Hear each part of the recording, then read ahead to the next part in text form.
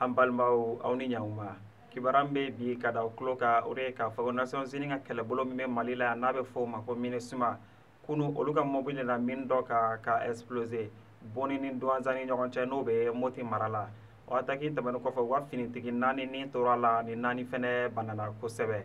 o attaque tɛmɛnen kɔfɛ tuguni u ka ɲɛmɔgɔba bɔra ka kuma ko ni attaque ninnu jɔda foyi tɛ olu ka cɛsiri la ka Mali dɛmɛ na ka juguw kɛlɛ kibara wɛrɛ min b'an bolo ka da tulo kan o de ye k'a fɔ ko Mali ka sanfɛ ekɔliso min n'a bɛ fɔ o ma ko université o ekɔlidenw ye tagama belebele boloda kunu an'u ka ɲɛmɔgɔ o tagama in tun b'a daminɛ Kabala ka taa kuncɛ Kuluba nka an ka finitigiw ye tagama in na sa ekɔlidenw y'a jira k'olu ka tagama in kun tɛ dɔwɛrɛ ye ko ekɔliden caman de bɛ ka sa Kabala sira in kan k'a sabu kɛ bɛnnitigiw ye ko Kalabankɔrɔ maire delila ka décision dɔ ta ko bɛnnitigiw kana na boli k'a daminɛ sɔgɔmada 9h ka taa bila fɔ 15h la ko n'o décision in ma appliqué k'olu bɛna ekɔliso bɛɛ datugu wa ko Bamako sira caman fɛnɛ bɛna tigɛ ko mɔgɔ si tɛna taa u ka baarayɔrɔ la k'olu kɔni ko nin y'olu wulilen dɛ ko tant que ɲɛ ma sɔrɔ nin ko in na k'olu t'a dabila an balimaw kibaruya min b'an bolo ka da aw tulo kan o de ye nin ye aw ni ce aw ka kulomajɔ la